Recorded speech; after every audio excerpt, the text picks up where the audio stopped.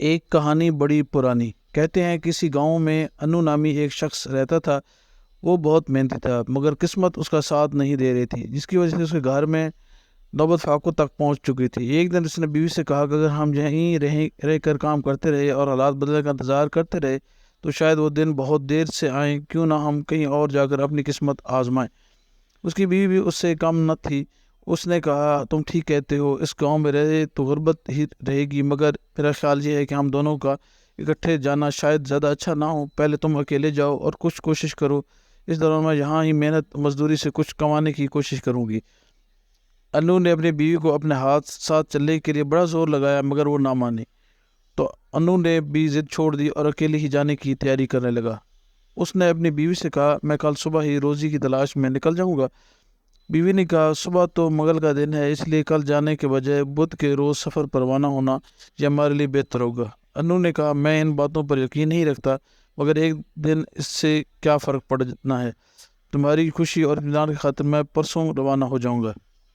یوں ہی باتیں کرتے کرتے دونوں سو گئے۔ صبح جب انو کی بیوی کی آنکھ کھلی تو اس نے دیکھا کہ انو اپنے بستر میں نہیں ہے۔ وہ بہت پریشان ہوئی کہ ایسا تو کبھی بھی نہیں ہوا کہ انو اس سے پہلے نیند سے جاگا ہو۔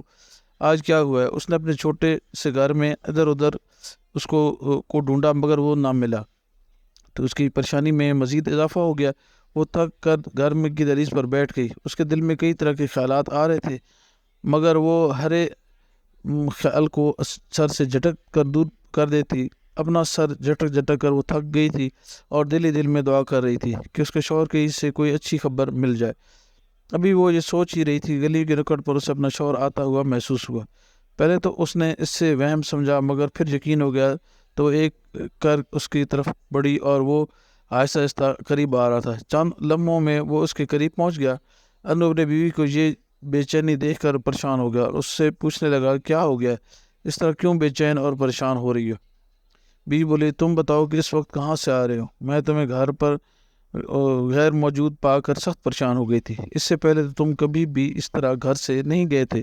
وہ سب کچھ ایک ہی سانس میں کہہ رہی تھی، ارے بلی لوگ، تم اتنی سی بات میں پریشان ہو گئی؟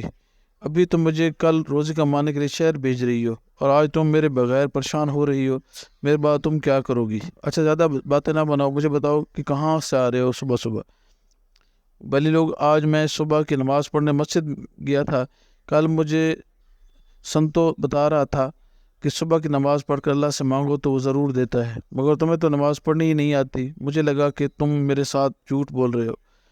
ارے نہیں، جھوٹ بول رہا ہوں؟ تمہیں تو یہ بھی معلوم نہیں کہ اللہ تعالیٰ جس کے لیے نماز پڑھی جاتی ہے اس نے جھوٹ بولنے سے منع کیا ہے۔ مجھے یہ سب باتیں سنتو نے ہی بتائی ہیں۔ جب اس سے یہ معلوم ہوا کہ میں گاؤں چھوڑ کر جا رہا ہوں تو اس نے مجھے ایسی باتیں بتانا شروع کر دیں۔ سچ پوچھے تو مجھے اس کی بتائی ہوئی ساری باتیں بہت اچھی لگی ہیں، اس لیے تو میں اس کی بتائی ہوئی باتوں پر عمل کرنے لگا ہوں۔ اس نے مجھے یہ بتایا کہ جھوٹ بول کر اگر ہم کسی سے کوئی فائدہ اٹھا لیتے ہیں تو جس سے جھوٹ بولا جاتا ہے تو اس سے اگر معلوم نہ بھی ہو تو پھر بھی ہم اس پر سخت سزا ملتی ہے۔ یہ کیا بات ہوئی؟ جب ہم نے کسی سے کوئی فائدہ اٹھا لیا اور اس کو علم بھی نہ ہو تو سزا کیسی اور کون دے گا؟ انو کی بیوی نے اپنی طرف سے بڑا فلسفہ جاڑنے کی کوشش کی۔ ہاں، میں نے بھی اس سے یہی سوال پوچھا تو اس نے کہا سزا دینے والا اللہ تعالیٰ ہے، جس نے ہمیں پیدا کیا ہے، اور وہی اللہ ہی ہمیں موت بھی دیتا ہے، وہی ہمیں رزق بھی دیتا ہے۔ اس کا یہ حکم ہے کہ سب لوگ بری حرکتوں سے بچ کر رہو۔ اگر ہم تمام بری حرکتوں سے بچ کر زندگی گزار رہے ہیں اور اس حال میں ہماری موت آ جائے تو ہم جنت میں چلے جائیں گے، جہاں ہمیں بے شمار سہولتیں اور نعمتیں ملے گی۔ یہ سب نعمتیں ایسی ہوں گی کہ جیتے ہی اس کا تصور بھی نہیں کیا جا سکتا۔ انو، تم یہ جو باتیں کر رہے ہو اگر سچ ہے میں ایسے ہی ہے تو مجھے اور بھی باتیں بتاؤ۔ ارے بلی لوگ، کیا یہ ساری باتیں ہمیں سڑک پر ہی تمہیں بتا دوں؟ ابھی گھر چلو، آرام سے بتاؤں گا، مگر سب سے پہلے تو گھر چل کر تم بھی نماز پڑھو۔ مگر مجھے تو نماز پڑھنا نہیں آتی۔ کوئی بات نہیں، مجھے بھی نہیں آتی تھی مگر میں نے بھی پڑھ لی۔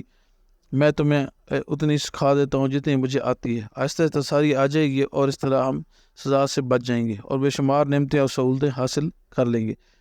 یہ باتیں کرتے کرتے وہ اپنے گھر پہنچ چکے تھے۔ انہوں نے دیکھا کہ اس کے گھر کے منڈیر پر ایک کوا بیٹھا ہے جو کچھ کھا رہا ہے۔ اس نے شرارت سے اسے اڑایا تو وہ اپنا کھانا وہیں گرا کر اڑ گیا۔